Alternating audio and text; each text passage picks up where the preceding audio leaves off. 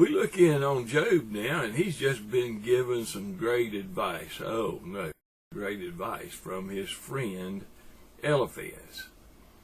And now we look at Job, and after he's heard Eliphaz blame him for everything, claiming that he sinned, claiming he couldn't help himself, kind of making fun of him, and why are you talking to God? You brought this on yourself. You're the guilty party. How would I respond to that? You think about how you would respond to that, and let's see how Job responded to it. And that's where we are, and we're looking at the chapter 6 and 7 now, which is Job's response to Eliphaz. First of all, Job admits that his words to God were rash, but that they were reality. What he suffered was rash. The verses that I've chosen to feature in this lesson is in chapter 6 of Job, and I'm reading verses 14 through 18. Job 6, 14 through 18. To him that is afflicted, pity should be showed from his friend, but he forsaketh the fear of the Almighty.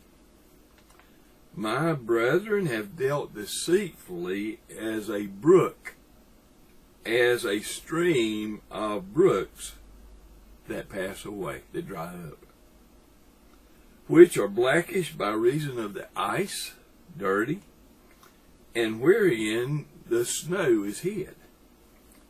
What time they wax warm, they vanish. When it is hot, they are consumed out of their place. The paths of their way are turned aside, and they go to nothing and perish. Have you ever been in a situation where you were representing your friends and what you were standing for, or maybe the talk you were making, or a proposal you were making, or defense you were putting forward was representing a group of your friends? And then that presentation came under attack, and you looked around and you didn't have any friends. They disappeared. Job is kind of making the point here. Listen, if you're my friend, you would be showing mercy to me, showing concern and compassion. But no, you're just lambasting me.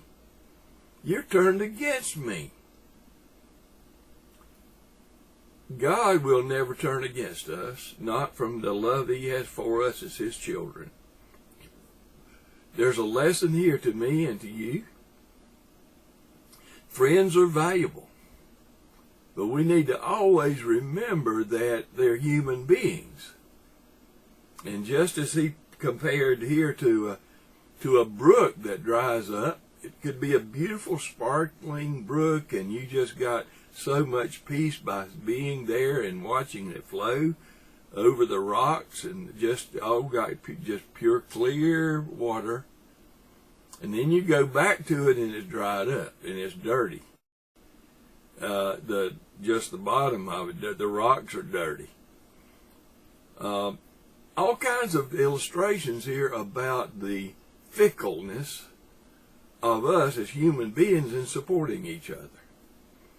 And so Job keeps trying to say Paul. I don't need to.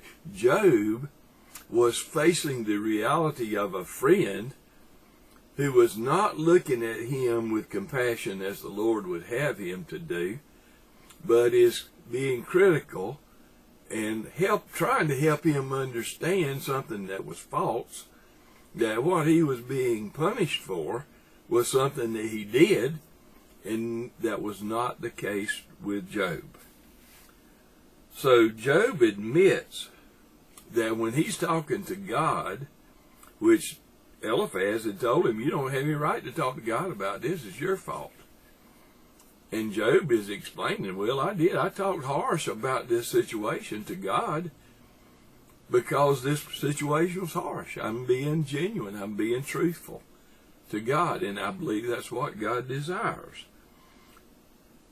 The reason for his grief was heavy because of the calamities, the destruction, the heavy losses that he has endured. Job offers this explanation that he would not protest of the suffering, but it was so bad, and he just wanted it to get better. He gave as an example this example of the brook that would dry up, and he also said this: an animal wouldn't bray if there wasn't a reason for it. So he was saying, I had a reason for lamenting to God. Just like an animal has a reason when he brays. He stepped on a thorn or something, or he's a bad person coming for him, or another animal or whatever. He's in danger, so he brays. Job's friends, and he called them brothers, but they failed him, and he was disappointed. I think that's understanding. We're disappointed when a friend fails us. Let's turn that around. What about our friends when we fail them? They're disappointed as well. Eliphaz implied that Job was a secret sinner. What he was implying, he didn't come right out and say it, but he was saying, you know, you've taught other people. You've helped other people. And all this time, you weren't so good yourself. You were doing some things wrong. You just didn't let people know about it. That was not the case. He was undermining his friend who was suffering. Do you think that happens today? Do you think people undermine others at their weakest moment? I'm afraid we do, and I'm afraid that is Satan working through people. What did Job do? And this is our example. He turned to God.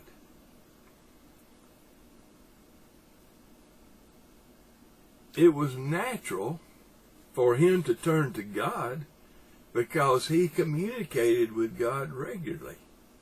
He trusted God. He knew God was God. And he had a problem and he was suffering. Who else would he first go to but God?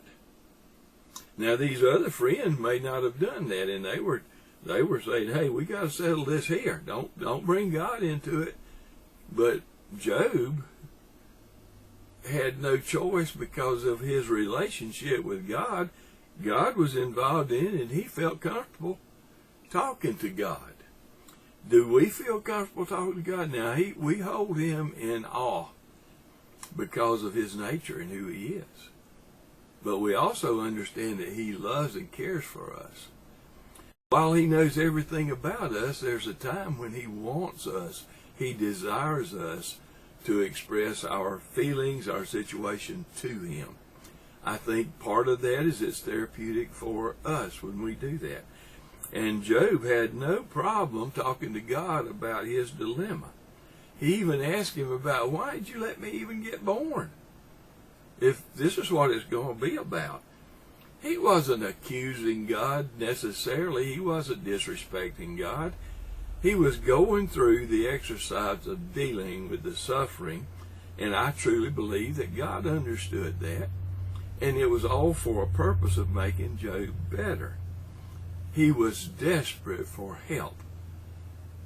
Who better to turn to for help than God? Job asked God, should he listen to Eliphaz? Because he only made matters worse. And then Job speaks to God, even if I had sinned, isn't there pardons for sin? Aren't my sins taken care of? Job gives us an example of being honest with God. Sometimes that's a problem for us, and it shouldn't be, because God knows everything anyway. The point here of communicating with God is always recognizing that He's God. He knows everything. He's all-powerful. We want to show respect for Him. We hold Him in awe. We fear God. But at the same time, we can be honest and be real with Him. God, I'm suffering. I don't know why. I haven't sinned. But even if I have, isn't there forgiveness for sin? So, Job is coming back in response to Eliphaz to try to set the record straight between him and God, and that's the thing that mattered with him. The friend's relationship was important, but it was below a priority of God. And Job's main communication of a serious nature was between Job and God the Father. Thank you, and we'll move on to the next lesson, which I believe will be lesson 6. And we'll go on with beginning with chapter 8 in our next lesson, if you want to listen or read ahead. And I encourage you to do that. Thank you so much, and God bless you. We'll be together soon for our next lesson.